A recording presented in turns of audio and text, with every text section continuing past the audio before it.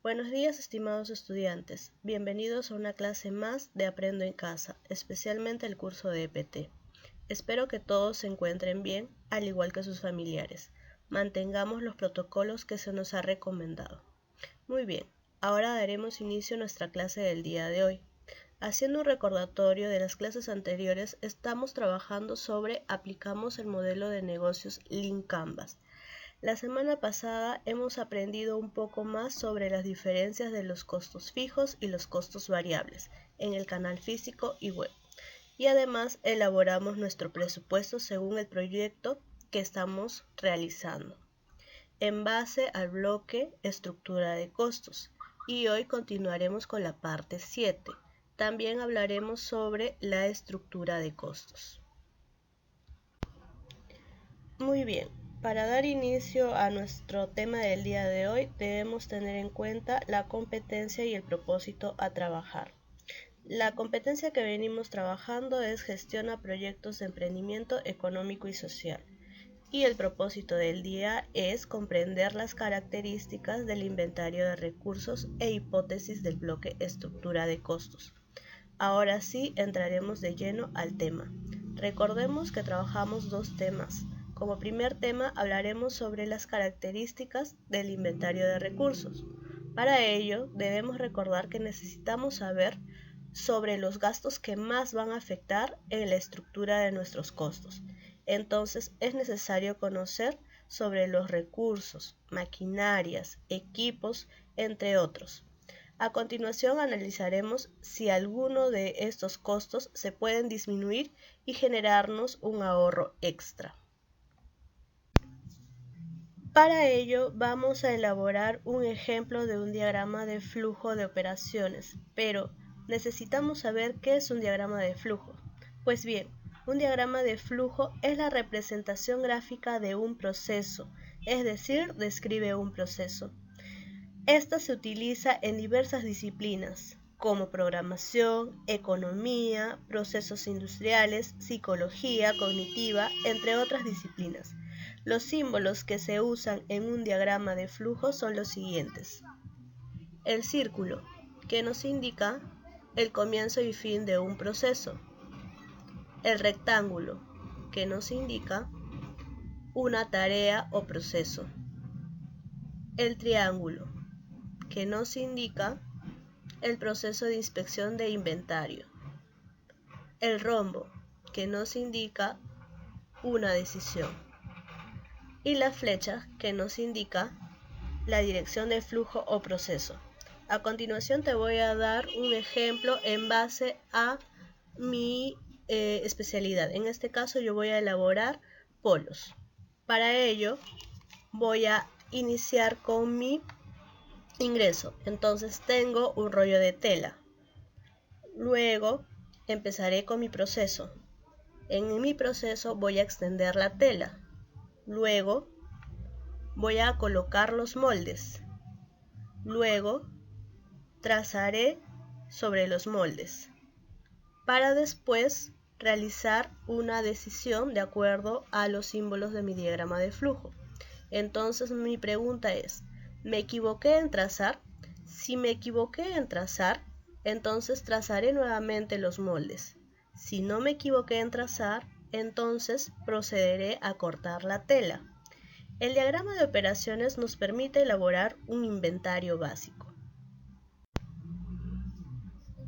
Ahora bien, muchas veces nos preocupa la adquisición de maquinarias o equipos, pues la gran pregunta que tenemos siempre es ¿de dónde vamos a sacar el dinero para poder obtener estos equipos o maquinarias? Pues realmente no es necesario comprar desde un comienzo. Recuerda que algunas actividades lo podemos enviar a talleres de la localidad para algunas labores especializadas. Por ejemplo, el diseño del producto lo realizas tú, pero la fabricación de las partes se pueden encargar a otros talleres especializados. A esto se le llama tercerización. Esta estrategia llamada tercerización evita que compremos equipos y maquinarias al inicio de nuestro emprendimiento, y a medida que nuestro producto se va posicionando en el mercado, es en ese momento que ya podríamos pensar en adquirir esos equipos. Ahora te dejo con un ejemplo de lo que podemos tercerizar. Por ejemplo, en el caso de una empresa textil, o si yo deseo tener un taller textil, voy a ver mi inventario de maquinaria y equipo, y en este caso voy a evitar comprar una recubridora. ¿Pero qué hace la recubridora o cuál es el uso de la recubridora? Es realizar el acabado del polo. Y no lo voy a comprar, ¿por qué? Porque existe el servicio de recubierta en la casa de modas Mercy, cerca a mi localidad. Por ejemplo, te doy otro ejemplo acerca de ello también. En el caso de un ingeniero metalúrgico, tal vez va a requerir un torno. El uso del torno es para tornear madera, y no lo va a comprar, ¿por qué? Porque existe el servicio de torneado en la carpintería San José. Y otro ejemplo que te doy es, si por ejemplo yo soy un carpintero, voy a de repente por ahí tener un taller de carpintería, ¿no? Va a ser necesario, hoy en día se utiliza lo que es los software de diseño en 2D, y es un equipo o una maquinaria demasiado cara. El uso que se hace con ello es el diseño de muebles, y no lo voy a comprar, ¿por qué? Porque existen softwares gratuitos que nos permiten realizar diseños. Continuando con la clase, pasamos al segundo tema, el cual es formulamos las hipótesis del bloque estructura de costos. Ahora, vamos a redactar las hipótesis del bloque de estructura de costos. Para ello, es necesario describir los costos que vamos a afrontar para iniciar la implementación de nuestro proyecto. Para ello, podemos responder a las siguientes preguntas. La primera pregunta sería, ¿cuáles son los mayores gastos en los activos referentes a las máquinas y herramientas? Para ello, vamos a salir de dudas sobre los activos. ¿Qué son los activos? Los activos se refieren a los bienes, derechos y otros recursos de los que dispone una empresa. Por ejemplo, muebles, construcciones, equipos informáticos o derechos de cobro por servicio prestado o venta de bienes a clientes. Por ejemplo, en mi caso, si yo quiero implementar un taller textil, mis gastos activos serían en la compra de una máquina recta, una remalladora, mesas, plancha, etc. Entonces, yo ya tengo mi respuesta a la primera pregunta. La segunda pregunta sería, ¿de cuáles de tus activos se puede posponer la compra y más bien utilizar servicios especializados existentes en mi localidad? Bueno, siguiendo con mi ejemplo, en mi caso voy a posponer la compra de una cortadora y una recubridora, y voy a tercerizar el trabajo o el servicio. Luego, mi tercera pregunta sería, ¿cuáles son tus costos fijos? En mi caso, mis costos fijos serían el alquiler del local, la luz, el teléfono, los salarios del personal y el mantenimiento de las máquinas, entre otros. Y mi cuarta y última pregunta sería, ¿cuáles son mis costos más altos a la hora de captar clientes? Entonces mi respuesta ante ello sería la publicidad, marketing de mi producto y las campañas publicitarias. Ahora te toca a ti. Pues bien, tus retos del día de hoy son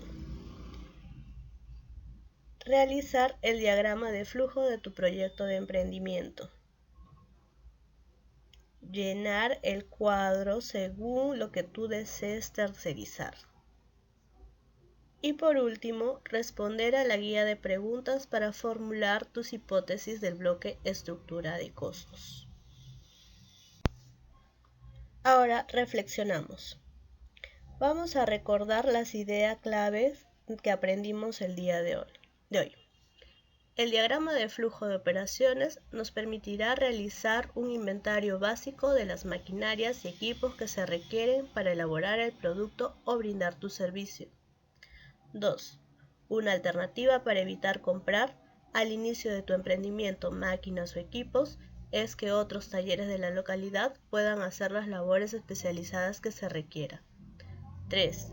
Al inicio de la implementación de un servicio de diseño digital, la opción es utilizar versiones gratuitas de programas llamados softwares libres o de código abierto. Y 4. Las hipótesis deben estar orientadas a alternativas que puedan disminuir al mínimo los costos. Muy bien, eso fue todo el día de hoy. Muchas gracias.